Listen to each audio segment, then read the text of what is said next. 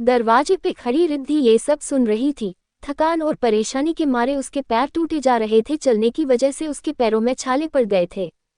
उससे ठीक से खड़ा भी नहीं रहा जा रहा था, पर फिर भी घर के अंदर हो रही बहस को देख उसके कदम वहीं ठहर गए। उसकी आंखों से लगातार आंसू बह जा रहे थे।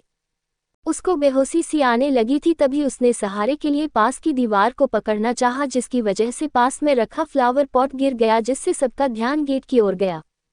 रिद्धि को देखते ही नीता अपने आप को रोक नहीं पाए और वो गुस्से से फटते हुए बोली, आओ महारानी आओ, आपका ही इंतजार हो रहा था। आखिर आपके ही इंतजार में तो ये फूल बरसा हो रही है। आपकी वजह से ही तो हम लोग आपस में इतने प्यार से बातें कर रहे हैं। फिर आंखों में गुस्सा दिखाते हुए बोली, तुम तो कोड़ी की पिए, तुमने धोखे से मेरी सहनिया की जगह लेकर धोखे से रिदम की बीबी बन गई, और अब माँ और दीदी को अपनी तरफ कर रही हो, और आज तो भाई साहब को भी अपनी तरफ खींच लिया। वाह कमाल की जादूगरनी हो तुम, आखिर तुमने घर के आधे लोगों को अपनी तरफ कर ही लिया। पर याद रखना, मैं तुमको तुम्हारे इरादों में कामयाब नहीं होने दूंगी। तुम धोखेबाज लड़की बहुत हो गई, तुम्हारी मनमानी, और ये आजकल तुम अपने आप को बेचारी साबित करने के लिए क्या नया ड्रामा लगा रखा है। नीता गुस्से में बोल ही जा रही थी। रिद्धि बहुत बेबस और कमजोर महसूस कर रही थी, पर फिर भी हिम्मत करके बोली, नीता मैम, मैंने उस दिन भी कहा था, मैंने किसी को धोखा नहीं दिया। मैंने जो किया शहनाया मैम के कहने पे किया। मुझे नहीं पता अब शहनाया मैम क्यों मुझे झूठी बता रही हैं। मैं तो उस रूम में भी नहीं जाती। अगर कविता आंटी और दादी मुझे रिदम सर का गिफ्ट देने अगर शहनाया मैम के रूम में नहीं भेजती तो मैं उस रूम में भी नहीं जाती। रिद्धि ये सब बहुत मरी मरी आवाज में बोल रही थी। उसकी जुबान नहीं खुल पा रही थी, फिर भी हिम्मत करके बोल रही थी। पर जैसे ही गिफ्ट वाली बात बोली, दादी और कविता जी दोनों ही घबरा कर बोली, हाँ वो रश्म के नाम पे हमने एक गिफ्ट रिदम के नाम से शहनाया के पास भेजा था। अभी रिदम कोई रिएक्ट करता उससे पहले ही कविता जी ने अपनी तरफ से सफाई दे दी, ताकि रिदम को सवाल करने का मौका न मिल पाए। कविता जी की बात खत्म होते ही नीता वापस से बोली, और कितना गिरोगी और कितना झूठ बोलोगी, चालबाज मक्कार लड़की। अरे तुमसे तो तुम्हारे मामा तक ने तुम्हारे झूठ की वजह से रिश्ता तोड़ लिया। खुद के माँ बाप तो है नहीं, अगर खुद के माँ बाप होते तो शायद अच्छे संस्कार देते, पर तुम जैसी अनाथ लावारिश लड़कियां रिश्तेदारों की मेहर से पल तो जाती हो, पर संस्कारों की तो कमी रह ही जाती है। और तुम भी लावारिश अनाथ लड़की उसी तरह की हो। माँ बाप होते तो ऐसा काम कभी नहीं करती। नीता बहुत ही जहर उगलते हुए बोल रही थी। नीता की बातों पे कियारा मन ही मन हंस रही थी, पर दादी और कविता जी ने जैसे ही ये अनाथ और लावारिश वर्ड सुना, दादी जोर से सीखी, नीता पाउटिंग पाउटिंग पाउटिंग, ये क्या बोले जा रही हो? होश भी है क्या बोल रही हो? ये बच्ची अनाथ नहीं है, इसके मामा ने इसको अपनी बेटी की तरह पाला है, फिर तुम ये कैसे बोल सकती हो? दादी ने गुस्से में कहा तो नीता भी उसी लहजे में बोली, माँ बेशक अपनी बेटी की तरह पाला है, पर बेटी तो नहीं है। बेटी जैसी और बेटी होने में बहुत फर्क होता है माँ। नीता और दादी जी के बीच हल्की बहस हो रही थी। दूसरी ओर रिद्धि ने जैसे ही अनाथ और लावारिश शब्द सुने उसे लगा जैसे उसके पैरों के नीचे जमीन ही न रही हो। उसको बस लग रहा था कि वो अब कभी भी गिर सकती है। वो बेजान हो गई थी, उसे न कुछ सुनाई दे रहा था न कुछ सुनाए। उसके कानों में बस दो हो शब्द गूंज रहे थे, अनाथ और लावारिश। ये शब्द उसके कानों में ऐसे गूंज रहे थे कि उसे लग रहा था कि किसी ने उसके कानों में गर्म सीसा पिघलाकर लड़ दिया हो। उसे अपनी बॉडी में जान ही नहीं महसूस हो रही थी। उसका शरीर अब बेजान हो गया था। उसे चारों तरफ सब कुछ घूमता हुआ नजर आ रहा था। चारों तरफ उसे अंधेरा ही अंधेरा और सब गोल गोल घूमता हुआ नजर आ रहा था। आसपास की आवाजें आना उसे बंद ही हो गया था। सब लोगों का ध्यान माँ और दादी की बहस पर था, किसी को भी रिद्धि का ध्यान नहीं आया। तभी रिद्धि चक्कर खाकर गेट के पास लगे दूसरे फ्लावर पॉट से टकराकर गिर गई। फ्लावर पॉट के टूटकर गिरने की आवाज से सबका ध्यान उस गया। फ्लावर पॉट के शीशे टूटकर कुछ जमीन पे गिर गए थे, कुछ रिद्धि के हाथ और बैक में चुभ गए थे। रिद्धि के गिरने की वजह से सबका ध्यान उस ओर गया। अचानक से सब लोग उस ओर दौड़ कर गए। रिद्धि कांचों के बीच गिरी हुई थी। दादी और कविता जी ने उसे छूकर देखा, उसका शरीर ठंडा पड़ चुका था। तभी दादी जोर से बोली, रिदम जल्दी से डॉक्टर को फोन कर। रिदम अभी तक हो रही बातों से पहले ही बहुत परेशान था। फिर रिद्धि के अचानक बेहोश होने से झुंझला कर बोला, क्या मुसीबत है? ये लड़की कहीं भी ड्रामा किए बगैर नहीं रह सकती। पाउटिंग स्मर्क रिदम दादी के पास आया और बोला, जी दादी, मैंने डॉक्टर अंकल को फ़ोन कर दिया है, वो बस आते ही होंगे। वो अभी हॉस्पिटल से घर के लिए निकले थे पर अभी आ रहे हैं वो यहीं। कविता जी ने रिद्धि के सिर को अपनी गोद में ले रखा था। वो बार बार उसके माथे को देख रही थी, फिर चिंतित होकर बोली, बेटा रिदम, जल्दी से इसे रूम में लेके चलो, ये तो और भी ठंडी पड़ती जा रही है। Pensive face. माँ की बात पे रिदम को थोड़ा गुस्सा तो आया, पर इंसानियत के नाते रिदम ने अपना फर्ज समझकर रिद्धि को अपनी गोद में उठाया और उसे अपने रूम में ले आया। माँ, दादी, प्रतीक जी, गौतम और आदित्य, आरव, अदिति, सभी लोग रिदम के रूम में आ गए थे। नीता और कियारा दोनों आपस में आंखें चढ़ाकर बोली, ओ गॉड, कितने ड्रामेबाज है ये लड़की। Smirk smirk. नीता और कियारा दोनों ने आपस में आंखें चढ़ाए और अपना खाना खाकर अपने अपने रूम में चली गई। उन दानों को रिद्धि के बेहोश होने से कोई फर्क नहीं पड़ रहा था, उल्टा कियारा को तो लग रहा था कि वो अब भी सिंपैथी पाने के लिए ये सब नाटक कर रही होगी। क्यों, ऐसी लड़कियां सिर्फ और सिर्फ नाटक करना अच्छे से जानती है वाली, तो इनसे कुछ होता नहीं है। इसका फेवरेट काम होता है सामने वाले से सिंपैथी पाओ और पैसे कमाओ। सो कियारा अपने इन्हीं विचारों को लेके अपने रूम में आ गई। माँ, दादी, प्रतीक जी, गौतम और आदित्य, आरव, अदिति, सभी लोग रिदम के रूम में आ गए थे। नीता और कियारा दोनों आपस में आंखें चढ़ाकर बोली, ओ गॉड, कितने ड्रामेबाज है ये लड़की। Smirk smirk. नीता और कियारा दोनों ने आपस में आंखें चढ़ाए और अपना खाना खाकर अपने अपने रूम में चली गई। रिद्धि को रिदम ने आकर बेड पे लिटा दिया। थोड़ी देर में डॉक्टर आ गए थे। डॉक्टर ने रिद्धि का चेकअप किया और उसका बीपी चेक करके थर्मामीटर से उसका बुखार चेक करने के बाद बोले, कविता भाभी और आंटी, क्या आप लोग इस लड़की का बिल्कुल भी ध्यान नहीं रखते? इसको 103 डिग्री बुखार है, बुखार से इसका शरीर तप रहा है और इसका बीपी इसकी तो मैं क्या ही बोलूं, आप लोग खुद ही देख लो स्पेग्मेमोमीटर में। इतना कह के डॉक्टर ने स्पेग्मेमोमीटर को सबके सामने कर दिया और वापस डॉक्टर रिद्धि का बीपी चेक करने लगा। बीपी मशीन में आ रही रीडिंग को देखकर सबकी आंखें खुली की खुली रह गई। तब डॉक्टर वापस बोले, देख लिया आप लोगों ने, ये लड़की कितने स्ट्रेस में है और ऊपर से इसकी बॉडी अंदर से इतनी वीक हो गई है कि दर्द से इसको इतना तेज बुखार हो गया है।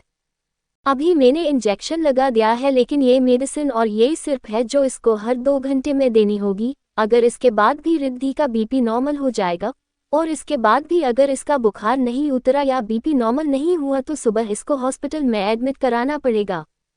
डॉक्टर को बात सुनकर सभी शॉक्ड होकर बोले, क्या? रिद्धि की तबीयत का सुनकर सब लोग परेशान होकर बोले, ओ गॉड, ये तो बहुत ज्यादा हो गया, अगर टाइम पे दवाई नहीं दी तो इनको कुछ भी हो सकता है। डॉक्टर वापस बोले, रिदम, स्पेशली तुमको आज रिद्धि का ध्यान रखना होगा। बेशक शादी किसी भी हालातों में हुई हो, फिलहाल ये सच है कि बिस्तर पे बेहोश पड़ी हुई ये लड़की तुम्हारी वाइफ है और इंसानियत के नाते ही सही इस लड़की का ध्यान रखना तुम्हारा फर्ज है। और कविता भाभी, आप सभी लोग जितना कोशिश हो सके इस लड़की को होश में लाने की कोशिश करना। अगर ये जल्दी होश में नहीं आए और इसका बुखार बढ़ गया तो इसके माइंड को बुखार हो सकता है और बुखार बढ़ गया तो इसकी जान भी जा सकती है। तो आप लोग ध्यान रखना, आज रात इस लड़की के लिए बहुत भारी है। तो अभी मैं चलता हूँ, आप लोग मुझे इन्फॉर्म कर देना। और रिदम, तुम मुझे बता देना, और रात को कोई भी इमरजेंसी हो तो मुझे रात को कॉल कर देना, और तुम हर 2-2 घंटे इसका बुखार मापते रहना। रिदम ने हाँ में गर्दन हिलाई।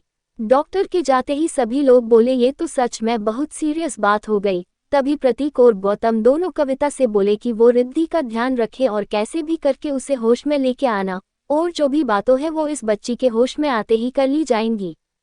वो दोनों इतना बोलकर वहां से चले गए। आदित्य, अदिति और आरव तीनों बारी बारी से रिद्धि के पास गए और उसे देखकर वापस रूम से बाहर आ गए थे। अब रूम में बस रिदम, दादी और कविता जी ही थी। कविता जी रिद्धि के माथे पे हाथ फेरकर बोली, माँ, इसका बुखार तो अभी भी वैसा ही है, बेचारी बच्ची पता नहीं कितना परेशान है। कविता जी ने चिंतित होकर कहा। तभी दादी बोली, कविता बहू, तुम ऐसा करो, तुम रिद्धि के लिए वो काढ़ा बनाकर लाओ जिससे शरीर में जल्दी से गर्माहट आए और इसको होश आए जल्दी से। कविता बोली, ठीक है माँ, और इतना बोलकर वो रूम से बाहर चली गई। रूम में अब दादी और रिदम ही थे। रिद्धि अभी भी बेड पे बेशुद्ध बेहोशी की हालत में लेटी हुई थी। दादी रिद्धि के पास जाकर उसके सिर पे हाथ फेर कर रिदम से बोली, रिदम, तेरा गुस्सा जायज है, तेरे साथ जो हुआ वो ठीक नहीं है। तेरी शादी सहनाया से हो रही थी और शादी होते ही तेरे आगे रिद्धि तेरी दुल्हन के रूप में खड़ी थी।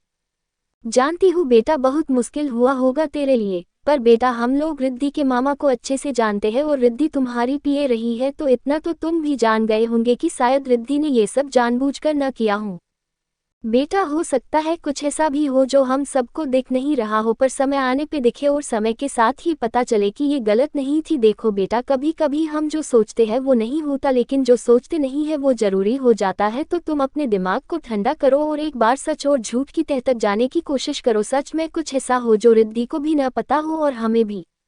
क्या पता रिद्धि और सहनाया के बीच कुछ बातें हुई हों। जो भी हो बेटा, पर आज जो तुम्हारे बिस्तर पे ये बेहोश पड़ी हुई लड़की है न, वो कोई और नहीं है, वो बीबी है तुम्हारी। फिर दादी बोली, आज मैं तुझे अपनी और तेरे दादू की कहानी सुनाती हूँ जो किसी को नहीं पता, पर आज तुझे बताती हूँ हमारी शादी कैसे हुई। दादी के मुंह से अपनी और दादू की बात सुनने की बोलते ही रिदम के चेहरे पे प्यारी सी स्माइल आ गई। तभी दादी ने आगे कहना जारी किया। दादी के मुंह से अपनी और दादू की बात सुनने की बोलते ही रिदम के चेहरे पे प्यारी सी स्माइल आ गई। तभी दादी ने आगे कहना जारी किया। रिदम को दादी समझा रही थी कि उसकी भी कहानी रिदम जैसी है। जिस तरह रिदम की शादी उसकी मर्जी के खिलाफ हुई, वैसे ही मेरी शादी भी दादाजी के साथ ऐसे ही हालातों में हुई थी। मैं अपनी सहेली की शादी में गई थी और वहां पर उसकी सहेली किसी और के साथ भाग गई थी। ऐसी परिस्थिति में मेरी सहेली के घर वालों ने अपनी इज्जत बचाने के लिए मेरी शादी तेरे दादा के साथ करा दी। मुझे न कहने का भी मौका नहीं मिला, चुपचाप बिठा दिया मंडप में। इस बात का जब तेरे दादा को पता चला तो वह बहुत नाराज हुए। शुरुआत में उन्होंने मेरे साथ कोई भी रिश्ता रखने से मना कर दिया, पर धीरे धीरे तेरे दादाजी समझने लगे और धीरे धीरे हम दोनों एक दूसरे को प्यार करने लगे और बाद में हम दोनों का रिश्ता बहुत मजबूत हो गया। और लास्ट तक हमारी कहानी कैसी थी ये तो तुम भी जानते हो ना। दादी ने रिदम के बालों में हाथ फेरते हुए कहा, जिस पर रिदम हल्का सा हंस दिया। दादी कुछ देर रुककर बोली, रिदम उस दिन मैं मंडप में नहीं बैठी तो आज मेरी जगह कोई और तेरी दादी होती। दादी ने जोर से खिलखिला कर कहा, जिस पे रिदम भी जोर से हंस दिया। दादी बाद में रिदम को समझाकर बोली, रिदम बेटा, जिस परिस्थिति में तेरी और रिद्धि की शादी हुई है उन्हें भी थोड़ा समय लगेगा, पर एक दूसरे को समझे। जो हो गया उसे बदला नहीं जा सकता, लेकिन जो होने वाला है उसे बदल सकते हैं। बेटा मुझे लगता है रिद्धि अच्छी लड़की है, जरूर कोई गलत बहमी हुई है जिसका सबूत अभी रिद्धि के पास नहीं है, लेकिन एक न एक दिन सच सामने जरूर आएगा। और तू तेरा ये फैसला अपने दिल की सुनकर करना, ना कि तेरी चाची नीता की बात सुनकर। दादी ने बिना किसी लग लपेट के सीधे बोल दिया। रिदम बहुत देर तक चुप रहा, फिर बोला, दादी अगर सच में रिद्धि सही थी तो उसके पास ऑप्शन था न, वो मंडप के बीच में ही बोल सकती थी न। वो मंडप में आती ही नहीं और आ भी गई तो शादी नहीं करती। रिदम ने अपने मन की बात कही तो दादी बोली, रिदम हर सिक्के के दो पहलू होते हैं। तू तेरे हिसाब से सोचकर कह रहा है और रिद्धि वो भी तो कुछ सोचकर बैठी होगी मंडप के नीचे। बेटा सिक्के के दोनों पहलू देख लेना, फिर फैसला करना। और रिद्धि के साथ अपने रिश्ते को आगे ले जाना या 6 महीने बाद तोड़ना, ये भी तेरा ही फैसला होगा। पर बेटा ये बिन माँ बाप की बच्ची मुझे गलत नहीं लगती, इन बूढ़ी आंखों को ये बच्ची कहीं से भी गलत नजर नहीं आती। मेरा भरोसा है एक दिन सच जरूर सामने आएगा और तब पता लगेगा तुम गलत थे और रिद्धि सही। अभी आज ये बच्ची बेहोश है और एक पति होने के नाते तुझे इसका ध्यान रखना चाहिए। बाकी तेरी मर्जी, आज तुझ पे कोई ऑर्डर नहीं थोप रही, तेरी मर्जी करने को कह रही हूँ। दादी और रिदम बात कर ही रहे थे कि तब तक कविता जी काढ़ा लेकर आ गई। दादी कविता जी को देखकर बोली, कविता अभी तो रिद्धि होश में नहीं है, अभी इसे हॉट पॉट में रख दो, होश आ जाए तब पिला देना। कविता बोली, जी माँ, मैं रात भर रिद्धि के पास रुक जाऊंगी, तो जब होश आएगा तब पिला दूंगी। कविता जी की बात पे दादी कुछ बोलने को हुई पर कुछ सोचकर चुप ही रही। तभी रिदम बोला, नो मॉम, आपको परेशान होने की जरूरत नहीं है, आप और दादी जाकर अपने अपने रूम में रेस्ट करो, मैं देख लूंगा, मैं ध्यान रख लूंगा इसका। रिदम ने कविता जी को साफ तौर पे मना कर दिया, जिस पर दादी और माँ दोनों ने ही कुछ नहीं कहा और रिदम को रिद्धि का ध्यान रखने का बोलकर अपने रूम में आ गई थी। दादी अपने रूम में आकर मन ही मन बहुत खुश थी, ये सोचकर कि रिदम ने चलो थोड़ा तो रिद्धि का सोचा और उनकी बात को समझने की कोशिश की है। दादी इसी से खुश थी। दूसरी ओर दादी और माँ के जाने के 2 घंटे बाद रिदम को रिद्धि की मेडिसिन और सिर्फ देनी थी, पर बेहोश रिद्धि को वो कैसे दवाई पिलाई वो यही सोच रहा था। तभी उसे आइडिया आया, उसने ड्रॉपर से रिद्धि का मुंह खोलकर दवाई पिला दी। पर अब दूसरी मुसीबत थी, टैबलेट वो कैसे खिलाए। वो टैबलेट की सोचकर परेशान हो गया, समझ नहीं आ रहा था कि क्या करे। तभी उसे कुछ आइडिया आया और उसके पास इस आइडिया के अलावा दूसरा कोई रास्ता नहीं था रिद्धि को दवाई खिलाने का। रिदम ने टैबलेट अपने होंठों के बीच दबाए और हल्की से झुककर उसने रिद्धि के होंठों को खोलकर अपने होंठों से दवाई को रिद्धि के मुंह के अंदर डाल दी और रिदम ने किस करते हुए अपनी जीभ से दवाई उसकी जुबान से नीचे खिसका दी। और थोड़ी देर तक रिदम रिद्धि के होंठों को बंद किए हुए ही था। थोड़ी देर बाद रिदम ने अपने होंठों को रिद्धि के होंठों से अलग कर दिया। रिदम ने राहत की सांस ली और वापस से उसके सिर की पट्टी बदलकर उसके चेहरे को गौर से देखने लगा। बहुत ही ज्यादा मासूमियत से भरा था, हद से ज्यादा खूबसूरत, कहीं से भी कोई चालबाज नहीं, एक हद दर्जे की मासूमियत उसके चेहरे से झलक रही थी। वो रिद्धि के चेहरे में कहीं खोसा गया था। तभी रिद्धि नींद में बड़बड़ाए, नहीं सर, मैंने कुछ नहीं किया, प्लीज सर मुझे छोड़ दो, सर मुझे जाने दो। कुछ देर इतना कह के चुप हो गई, फिर वापस बोलने लगी, नीता मैम मैंने कुछ नहीं किया, मैम मेरा मामा अच्छे है। तारा देख यार तू गलत समझ रही है। रिद्धि लगातार नींद में बोले जा रही थी और रिदम उसके भोले चेहरे पे आते भावों को देखने लगा था और मन में सोचने लगा आखिर क्या परेशानी है इस लड़की की, क्यों इस तरह परेशान हो रही है और क्या सच में ये सही है, हम कहीं गलती तो नहीं कर रहे। रिदम यही सब सोचने लगा और सोचते सोचते उसके चेहरे को देखने लगा। रिदम को इस टाइम रिद्धि बहुत मासूम लग रही थी। वो बहुत ही प्यार से उसके माथे को चूम लेता है और रात के 3 बजे तक उसके बगल में लेटकर उसकी पट्टियां बदलता रहा और सुबह के टाइम उसे कब नींद आ गए पता भी न चला।